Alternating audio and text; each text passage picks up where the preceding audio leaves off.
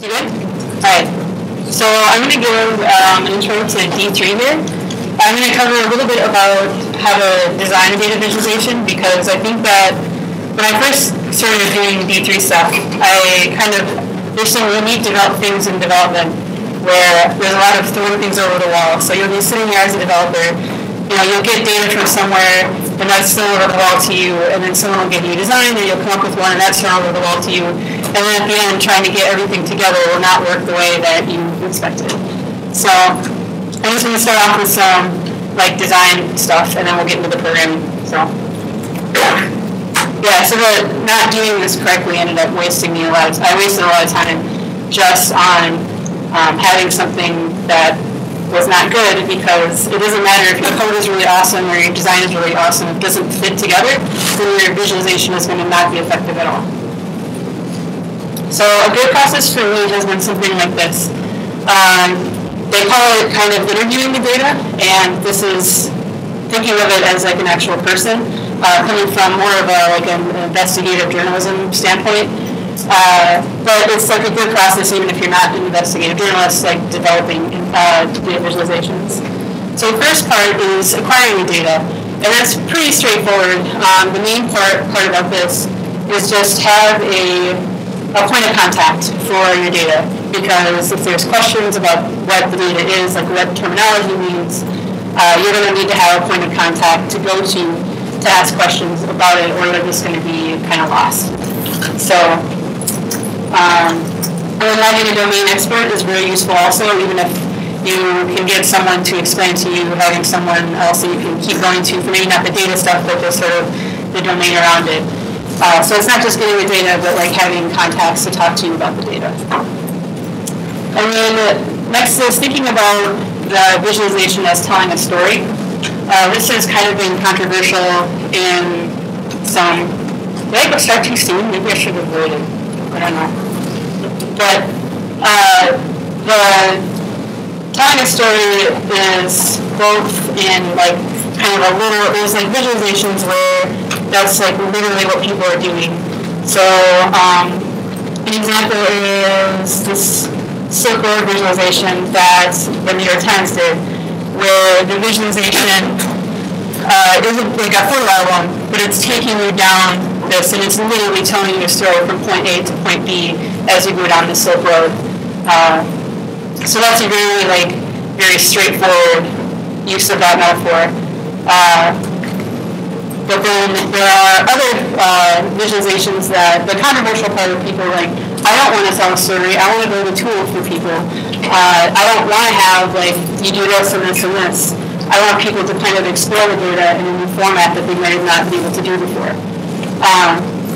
And I argue that even when you build a tool, you still really should think about designing that tool in terms of a story, where the middle part is a question mark.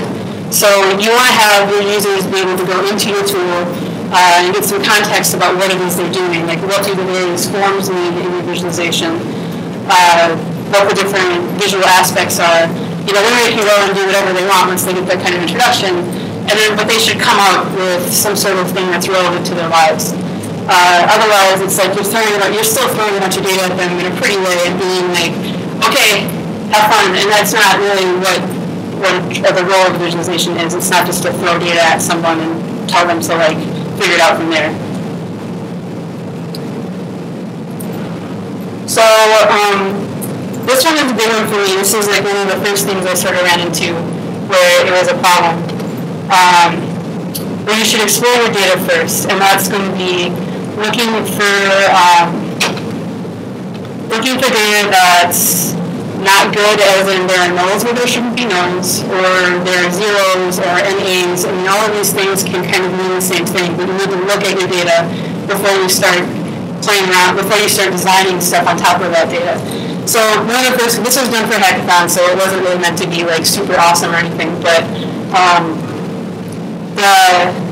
this is the part one of this visualization, was just okay, this is all the neighborhoods in Minneapolis.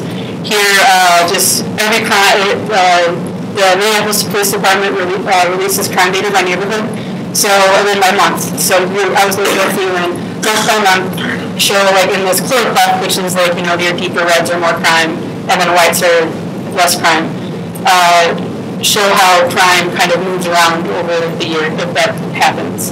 So when I built it, I was kind of like, this sucks. Like, you can't see anything. It just, there's downtown West. Yeah, downtown West is this hot spot for crime, and a lot of the other neighborhoods just don't really change that much. So it was kind of like, after I got done with this, if this is at the end of the hackathon, I'm like, well, that's nice, Kristina, you just kind of wasted all day. What we ended up doing is having this little toggle button for, you can disable that, and that's not an outlier anymore. And you can go through and you can see shifts of color a little bit better than you did before. So, and I mean, the way around this would be maybe weighting crimes differently, like if that would be it, or to do it by population, or to have a logarithmic scale instead of just a linear scale like I'm using here. So after you actually explore the data, you should investigate. You should, as maybe a developer and a designer, but you need to think about the context of that data, what is surrounding that data. It's really easy to look at numbers and be like, these are numbers, these are cool hard facts. There's nothing, I can't possibly screw up now. But that's not true. The people that are gathering your data are people who are coming at it from one way or another. And you might be making some jumps in assumption that you maybe shouldn't be. So it's kind of hard to get this in a general level, but there's a couple of good examples that I've got. The first one was the team at Uber wanted to look at some of Oakland's crime data in context of their car data. So were there a lot of arrests made in places where car activity was also picking up? Were there any correlations there, anything like that? And one of the things that they came out with is they found that there was an uptick in prostitution arrests on Wednesdays. And they kind of were like, that's odd, why could that be? And the only thing they could really think about, they started jumping to conclusions like, well, government benefits come out on Wednesdays, that's kind of crazy. So they published this online, and all it took was one person that worked at the police department coming to them and saying well, we like to do prostitution arrests when there are people out shooting each other. So it's just that Wednesdays tend to be quieter days for other types of crime, so we can focus on prostitution. It has nothing to do with prostitution incidents, it has to do with prostitution arrests. And so you can't jump to conclusions like that. Another example was a group that set out to make a map of where people were dying of heart attacks in London. And they were looking at hospital records and then tying it back to those people's postal codes and saying okay, so are these places in London where maybe the hospitals are poor quality, or there's poor access to get from your house to the hospital, or maybe there's higher pollution levels that are causing people to just have really bad heart attacks and to die from them. So they put this all together and they came up with this map, and basically the map just showed where nursing homes were in London. There was higher concentrations of old people, and that's kind of what we said. So you have to think about what's around, kind of, don't jump to conclusions, and it's really hard to do that in a way where you don't already build something and come out of it I didn't think of that. But if you can kind of come at it with an open mind and being kind of critical of, and make sure that you're only representing exactly what the data actually is.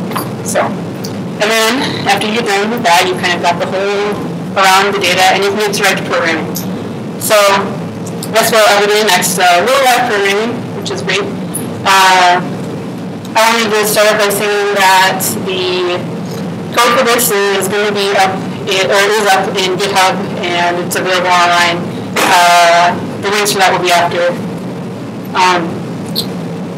So there's a little bit of this, because I can't really get into all of it. There's you've seen this little joke, you draw two circles, then you draw the rest of the O, that's how you draw an O.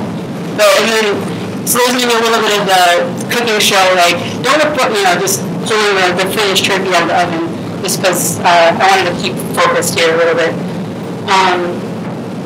So when I was trying to think of a good practical example to use for this, I was trying to think of okay, let's use some sort of API.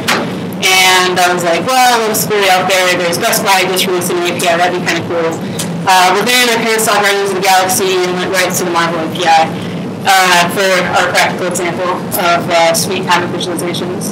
So Marvel Comics has a database of all the comics, all the series, and all the characters in those series, and kind of how they tie together in a way that you can query through REST calls. And we use it for like developing their own stuff on top of it, then they have it available for other developers to build cool stuff too. So I wanted to cover this process a little bit with this, but like I thought about it, I'm like, I'm building a visualization for like an example. So primary data is the Marvel API. Tell a story, okay, whatever. Let's just try to give a visualization where I wanted to show, if you put in comic book characters, how many comics do those comic book characters share? So you can maybe find some interesting short storylines where, like, if you see Guardians of the Galaxy and like Spider-Man, are there any comics where they overlap? Or if you like Deadpool, like I do, like where's that fool then in terms of like Marvel worlds or whatever? So, spoilers. So. We're going to, I missed, okay, well, no, that's that.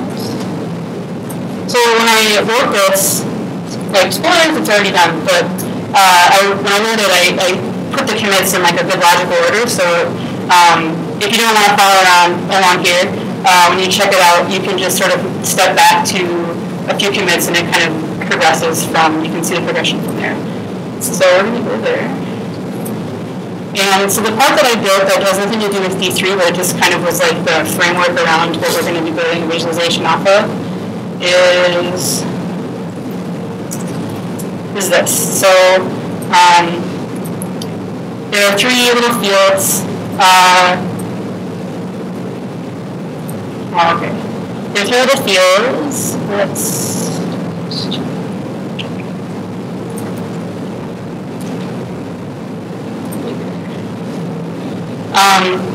can you see that okay? Kind of good, basically? All right. Whenever you type in a field and on Blur for the field, it runs this process names function. The process names function will go into, it goes through all the names that you have, and it runs get character info for each of them. It's a little promise there, and then after that's all done, then it will go and run this get comics info query and return the heroes data, so the list of all the characters that you put in, and then the comics that are returned from there. So the API call is like this. It just, you put in a name for that, and then when you get done with that, you come out with your character IDs, so like a Marvel ID for their characters. And then the comics API has this shared appearances parameter that you can pass in. Just a common eliminated set of characters, and it will spit out all the comics that those share. So, and right now I just have it working with console logs, which are going to be hard to see. But so when I put Spider-Man in, and it tells me my API key is undefined, that's great.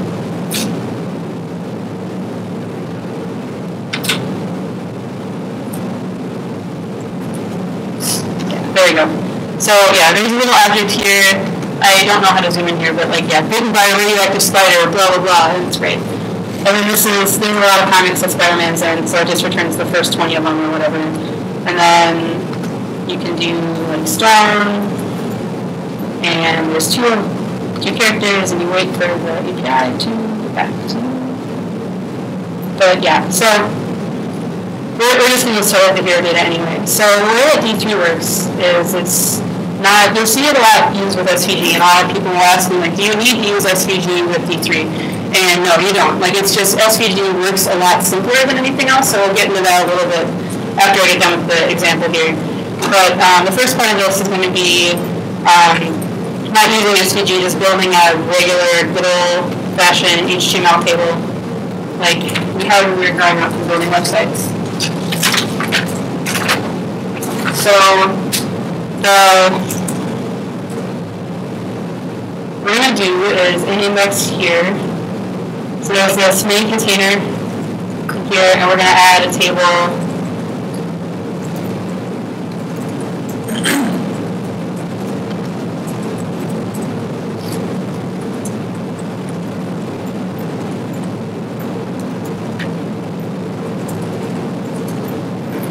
So there's a table that we've created here, and we're going to append data into that table to create the cells in that table. So first off,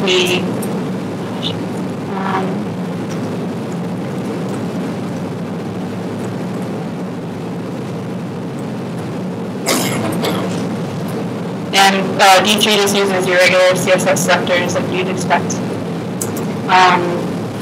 And first off, we're going to go and append rows in. So this is not going to be very nice to look at, but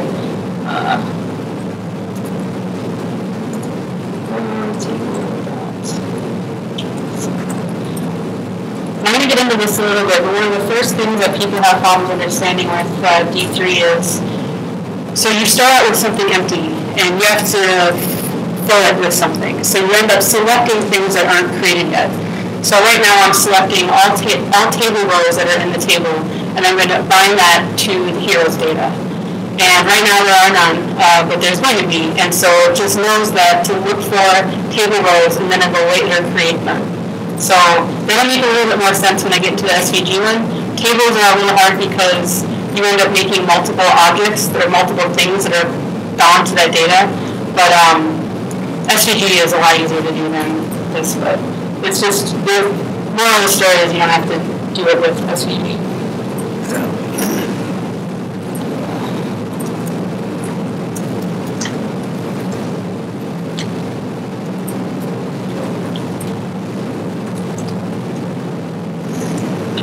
So when I get done here, it's not going to look nice, but you can see kind of, we'll take a peek at the table that's here. So it's right now it's an empty table. Is it possible to zoom in on your plus? Look at that, Sylvie. But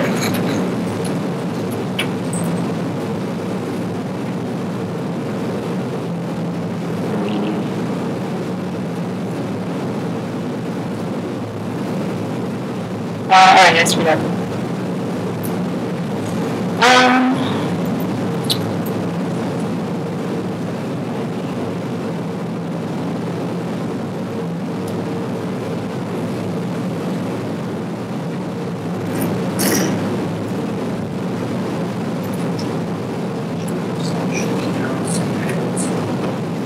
Did I do it wrong? Oh no.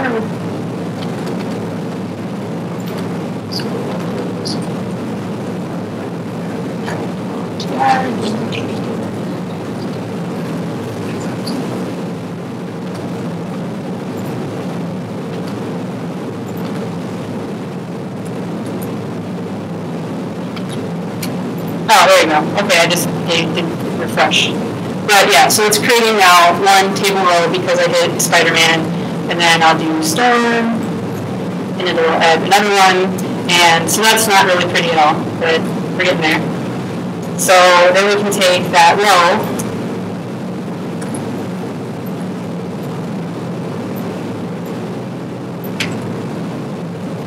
and so that row then has all the data appended to it, so then I can, so to bind the data to an object, you pass a function into the attribute. The function will have two parameters. One is the data itself, and then one is, the first parameter is the data itself, and then the second parameter is the index for it. So we're just going to use the data, and then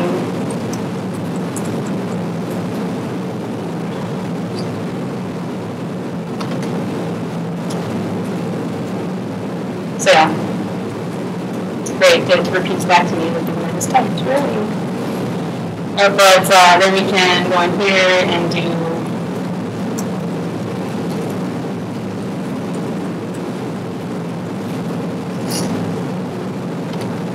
so this is going to tell us the hero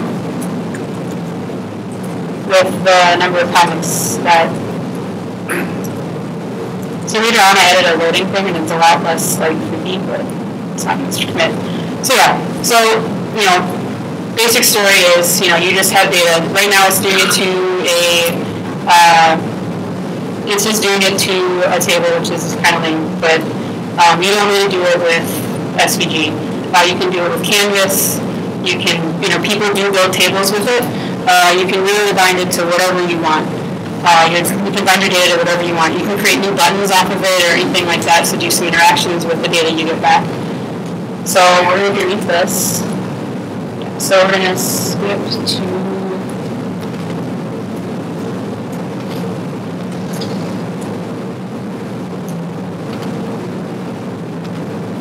So yeah, this is the whole thing with the comments of data and then the description for it. The key is still there. So yeah.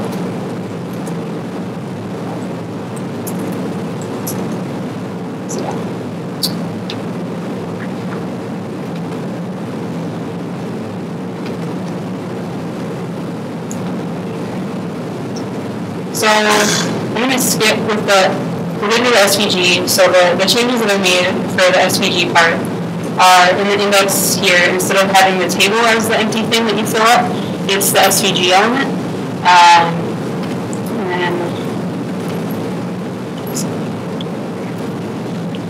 So in D3 there's this thing called the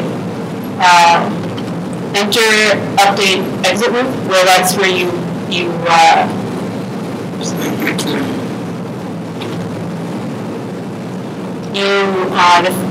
define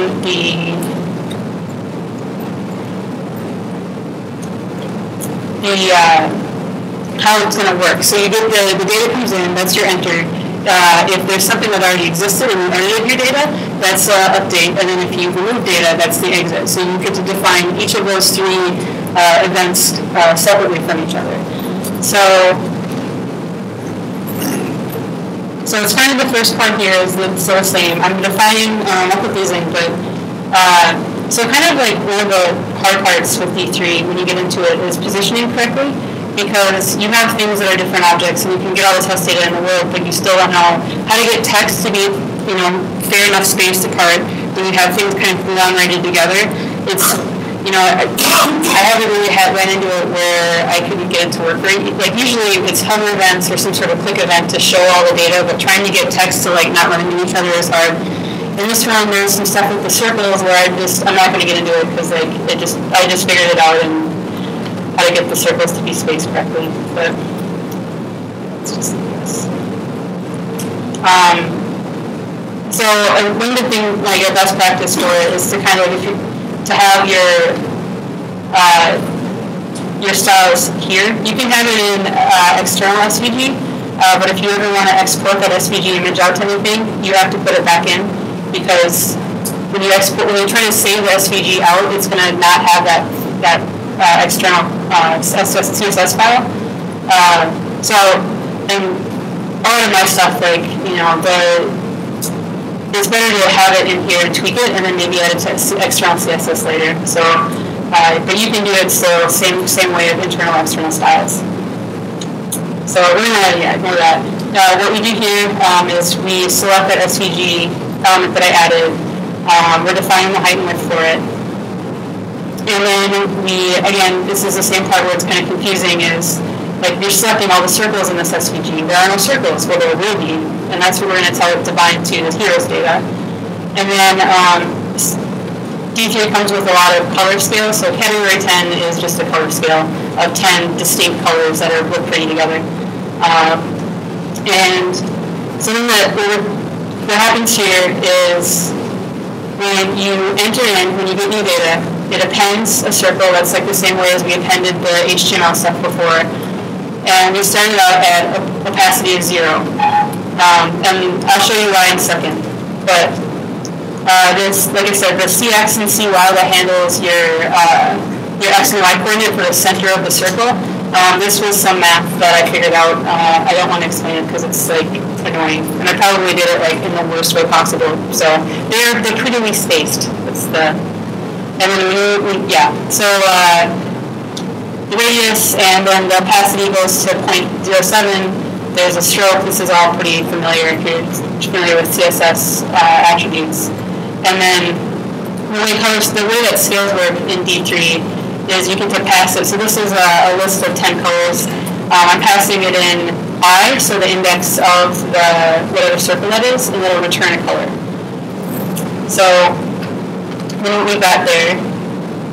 Oh yeah, that was mine.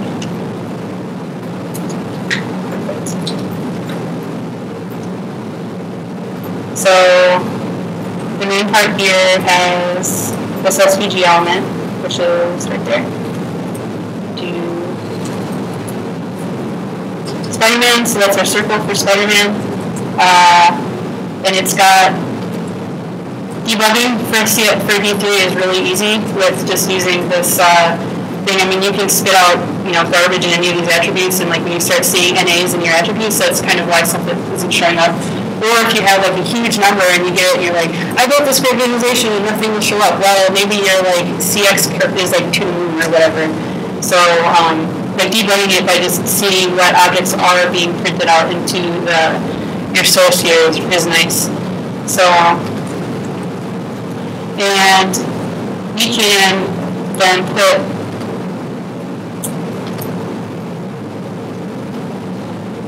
so I mean that's using the data isn't really doing anything, but you can do it something like so. This is going to be a really bad idea, but let's do it anyway.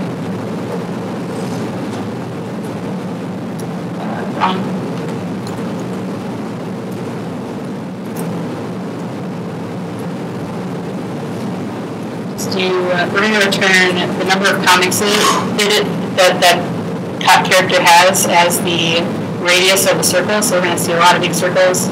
It's going to look great.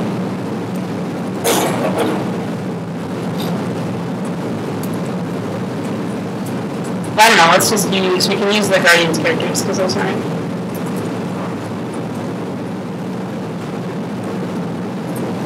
Yeah. So Groot has our good friend Groot. Has 11 comics, so his circle is kind of small. Gamora is the same, and then Rocket Raccoon has a little more. So Rocket Raccoon has a little more, but then you get to define any of the attributes in that SVG object to have it bound to the data that it's being populated from. And if I were to remove them all, the exit loop says, okay, then just remove that data object, and then Rocket Raccoon gets the color moved back to position 2 because that's just the way that it. If I were to say make this empty string and then tell it to ignore empty strings, it would stay down there. But I have it remove any empty thing, so Rocket Raccoon gets knocked back to position 2, so with all of the attributes that position 2 has. So.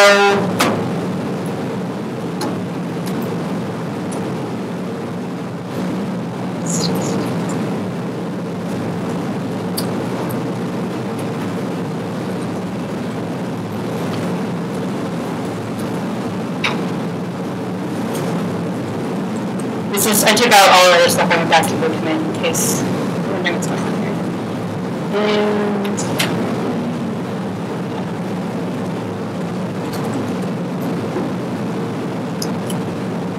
so a couple of really cool features about D3 is it handles transitions for you. Transitions being like an animation of what happens when things do something. So we're going to say this is the update loop where it updates by either all the circles that were created through the enter loop. So we'll do through the enter part. We'll do transition.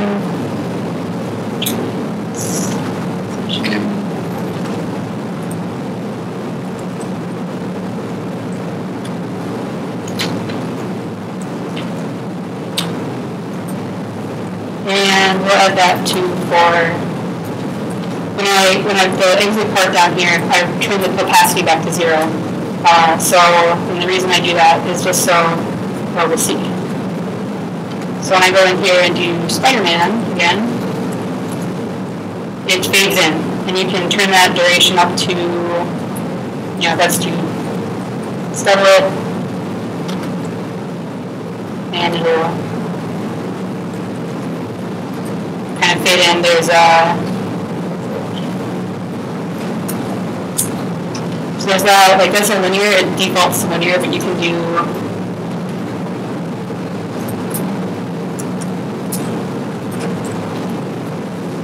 bounce.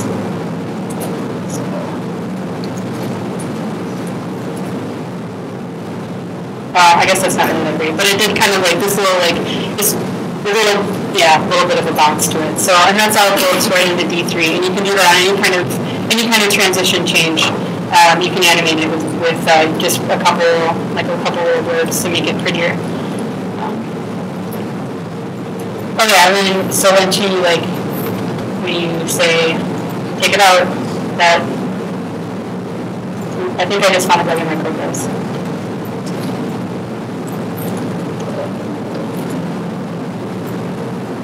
So then when I take out Spider-Man, it'll fade out. Yeah. Another cool thing about it, the one last kind of thing for here is this, like the idea of constancy. So with constancy, you define an ID, like unique ID. You tell D3 what a unique identifier for your data will be, and it will sort of handle keeping things that stay the same around. So and how you establish constancy is in the data function. When you first bind it to an object, you put in a function. And the same kind of thing, it's the same D thing, and we're going to use, and that's just going to return the Marvel ID for the thing. So what you get for the hero, so what you get then is,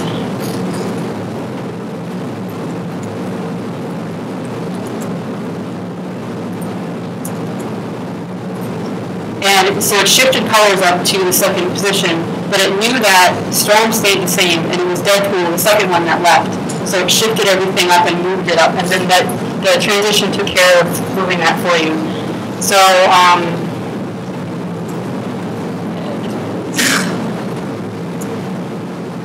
I'm off script, you guys, I know. Let's see.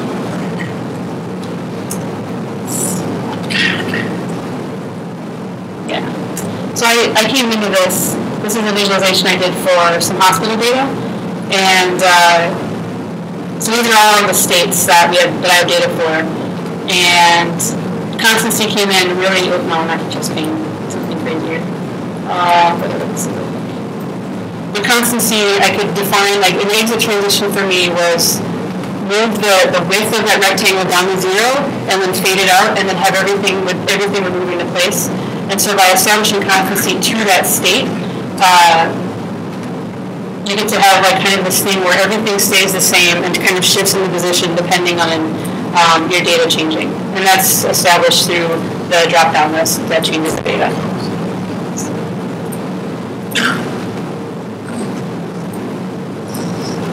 Yeah, so SVG for me, like when I first started this, my first kind of thing was to get it to work with HTML. And because like the idea is I'm already learning D3, I don't want to learn SVG too. But really like it's worth the time to just do it. If you stick around here for the next talk, it'll be about SVG.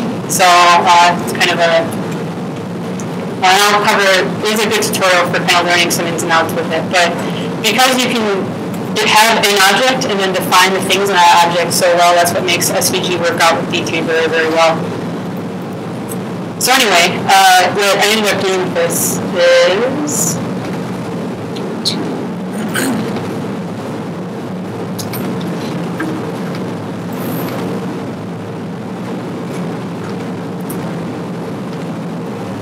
added some text, and it's added the text the same way you add everything else. But I was watching Avengers because I was like on this Marvel kick at the time, and one of those commits I removed my API key for some reason.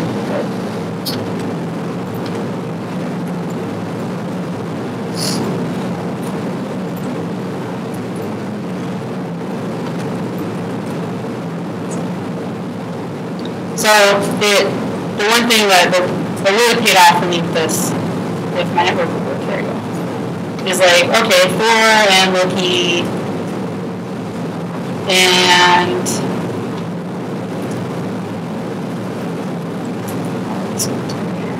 so, oops.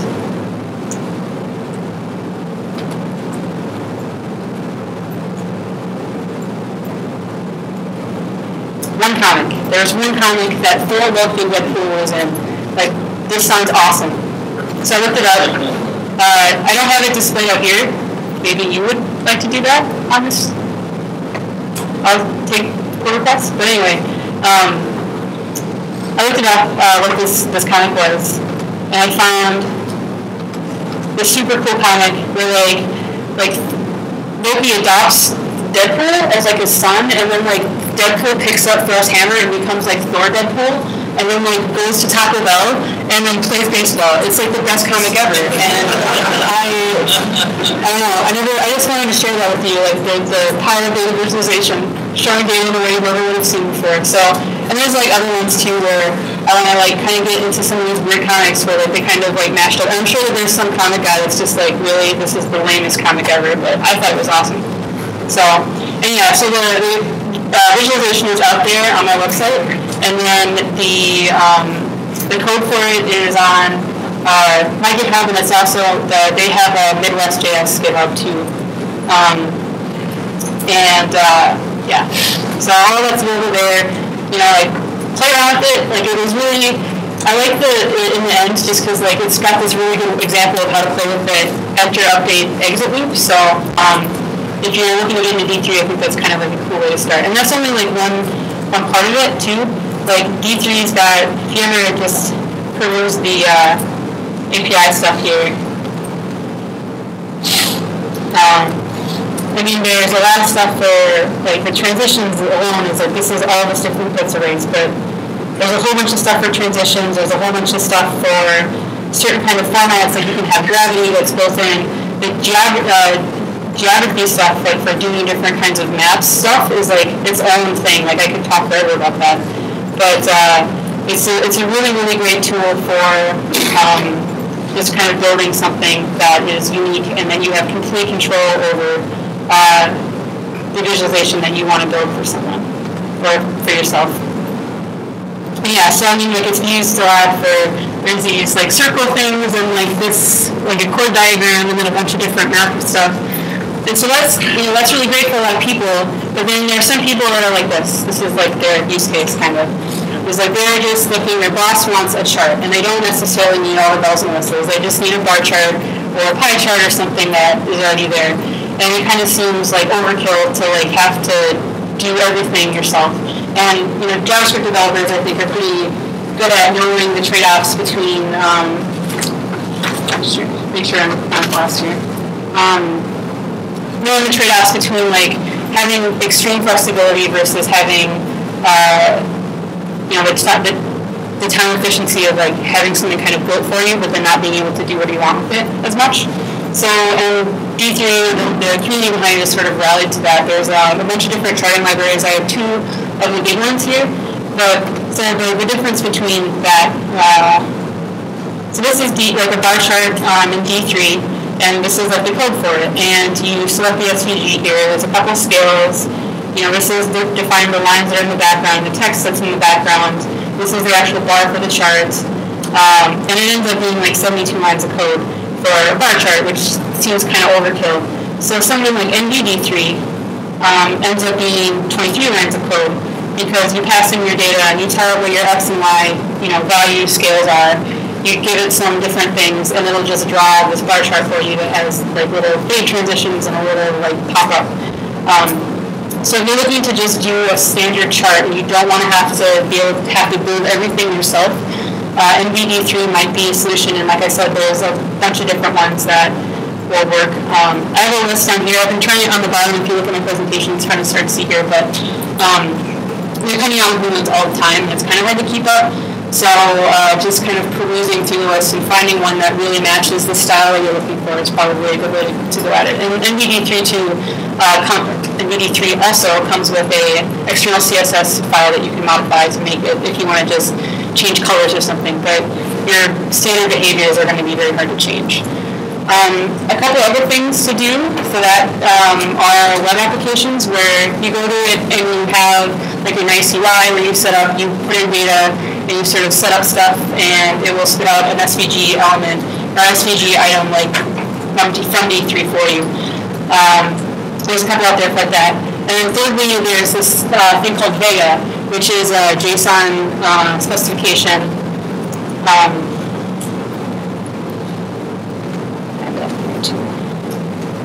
So like with Vega, you write out like a JSON object where you define the different attributes for your visualization, and then Vega translates that into a bar chart or whatever for you.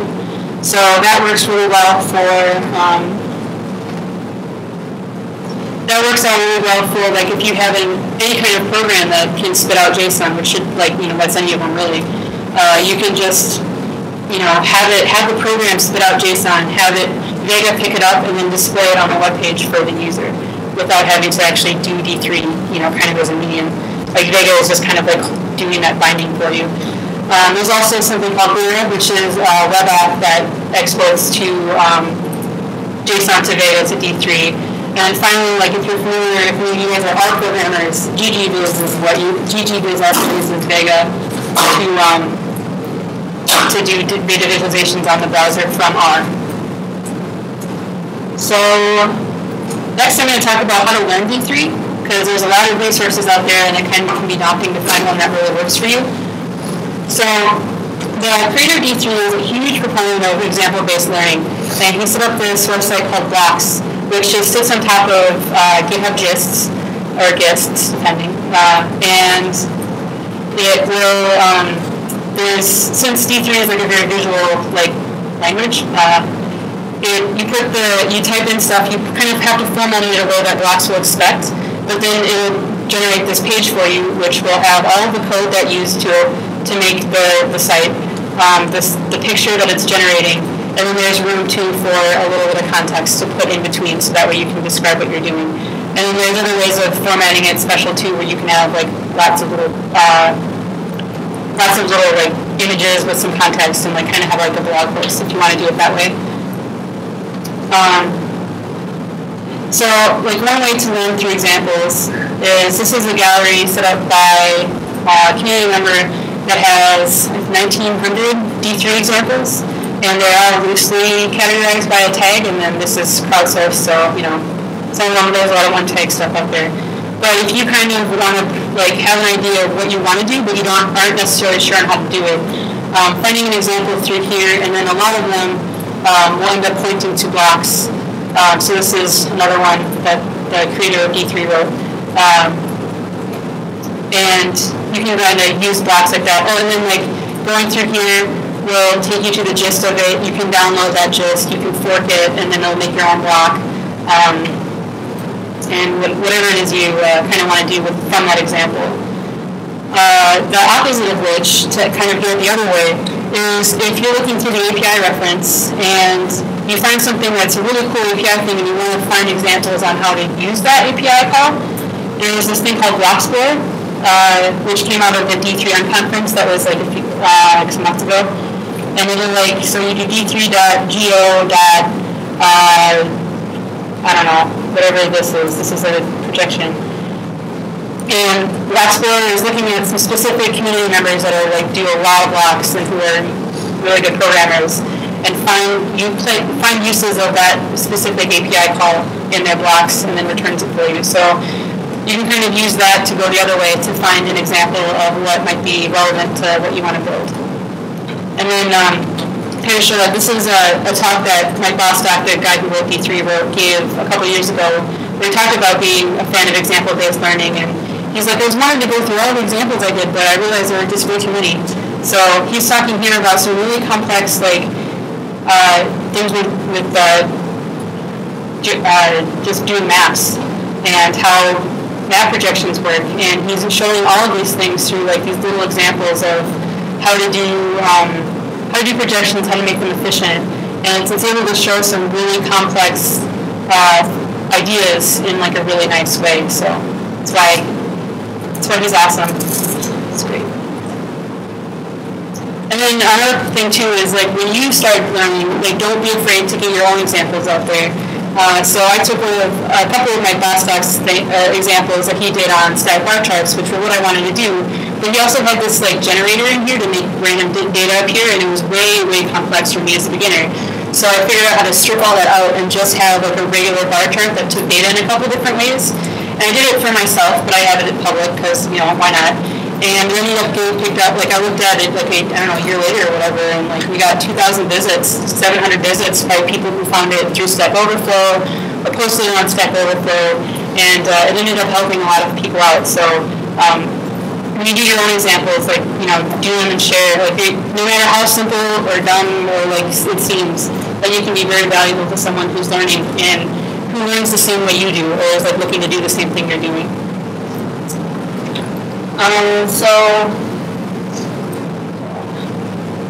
So beyond like obvious things with D3, like Googling your examples, there's some online community resources. The kind of group is very, very active. There's a lot of chit-chat back and forth there about various D3 topics. The free node on IRC, there's a D3.js channel if you're on the IRC.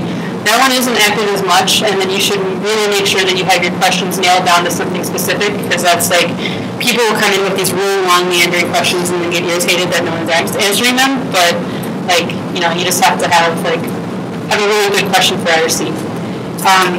There's a few tutorials that are really good. So Front-End Masters, if you're not familiar with it, is like done by the guy who's speaking here next, actually, runs Front-End Masters. And he does some online workshops, and someone came in to do a workshop about D3. And you have to pay to watch the workshop, but his resources are all available for free. And so if you're like, this is for if you're worried, if you don't know SVG at all and you kind of want to play with it, there's these really cool things here where you can kind of play around with different attributes with and kind of get the hang of like what this SVG thing is all about. So there's like little color pickers, I guess. So. And then that covers SVG and binding and all this stuff. It's really cool. And then on Twitter, there's a couple people to follow if you want to kind of keep up with the community. D3 Visualization is the guy who runs that 1900 examples gallery. He retweets out people. He kind of keeps up with things that are happening. And Dashing D3.js is another good person to follow for that. And for our offline community, there's meetups and books. So for meetups here in the Twin Cities, there's the D3.js meetup, which I run. We haven't had a meeting for a couple months because I'm running out of people to talk because it's always been me talking. So I'm going to have a little one soon, but if you want to keep up on when those are being held, they're usually held at DevJam. So feel free to sign up there. And if you're interested in more like generically data visualizations, there's the Twin Cities Data Visualization Group, which is also on Meetup. That one gets pretty full. It's a very like, we get presentations there about really great ways to visualize data with Excel, and just like Excel and Tableau and all the different ways to visualize data, not just D3 and programming. And for books, there's Scott Marie is a very active community member. He also goes by Aligned Left online. He's got one of the first books that came out on O'Reilly, and then he has a lot of tutorials on his website. And he's a really, really good teacher. And then Elijah Meeks is starting this book. D3, it's an early release or paid beta, where I guess paid beta is a video game thing, but same deal. You pay for it, and then you get like the chapters as they're being released, and they're looking for feedback. So if you're interested in that kind of thing, it seems very comprehensive. It seems it's going to be a huge book, but. And then I wanted to cover the last thing is some special topics. So for things that I get asked when I talk about D3 a lot. Angular backbone and MD star or whatever with D3. There's going to be a talk tomorrow at 1:30 in this room, I think, about Angular and D3. I've never done it, so I would highly recommend that you go to his talk if you want to do that. I've had people come up to me and be like, well, my data set is huge. How do I do like 10 million billion things on data visualization? That's a design decision, right? Like, if you're looking to do something on the browser that's going to have tons of stuff, like it's not going to be very relevant it's going to be very hard for the user to get out a specific point that's relevant to them. So think about ways to aggregate that. Think about ways to like kind of condense it down or remove it or let people do some selections. But you're going to slow down. You're going to start hitting a very big slowdown with lots of SVG elements on the browser at once. So there are some benchmarks out there. I don't know what they are, but like be thinking about how to kind of tone down the number of objects on your screen both to make for slow down reasons and to make it easier to use and for people to kind of process that amount of data. Canvas versus SVG, those are two kind of big things that come up. So with Canvas, so SVG isn't supported by IE8, and that's a big deal for some people. Yeah, Canvas. Yeah, so it's supported by a lot of stuff, but they're in IE8, no. And then backend. So there's a little bit of support for that in terms of, where is it?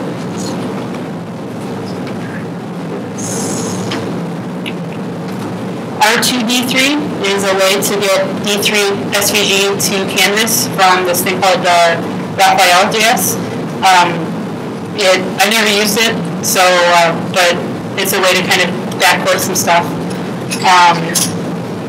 And then if you want to go for Canvas, because you have a lot of, for Canvas, it's a bunch of pixels, so you can have a lot of things on your screen without slowing it down because there's only one DOM object on there, but, or one DOM element on there.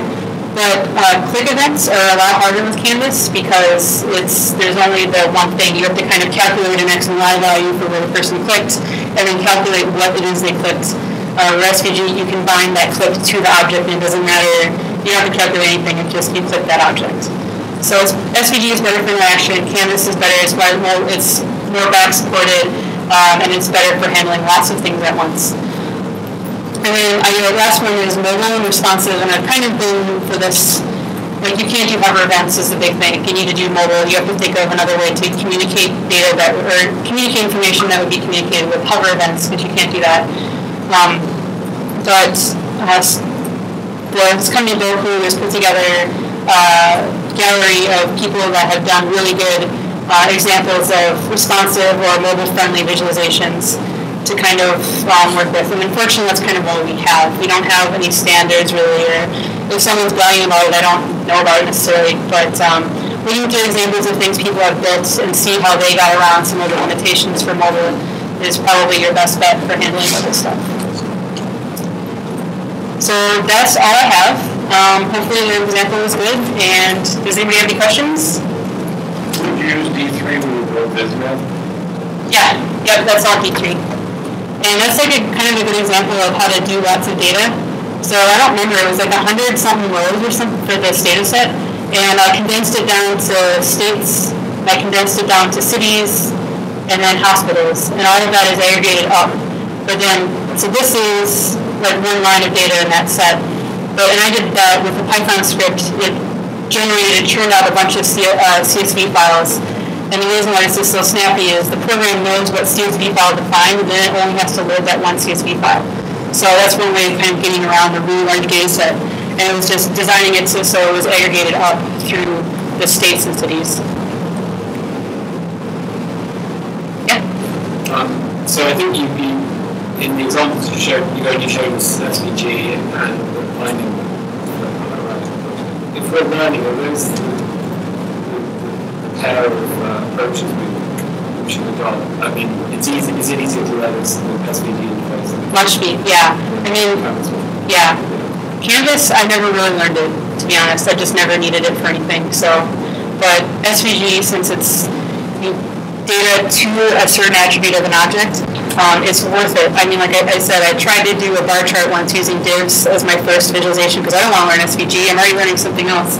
And it was such a pain in the butt just to get the divs to like do what I wanted it to do. With SVG, you define a rectangle, and you define the rectangle width to whatever attribute is in your data.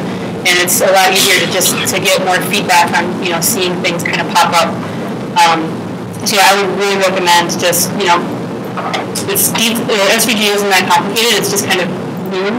So, take a peek at SVG, and it'll make your life easier.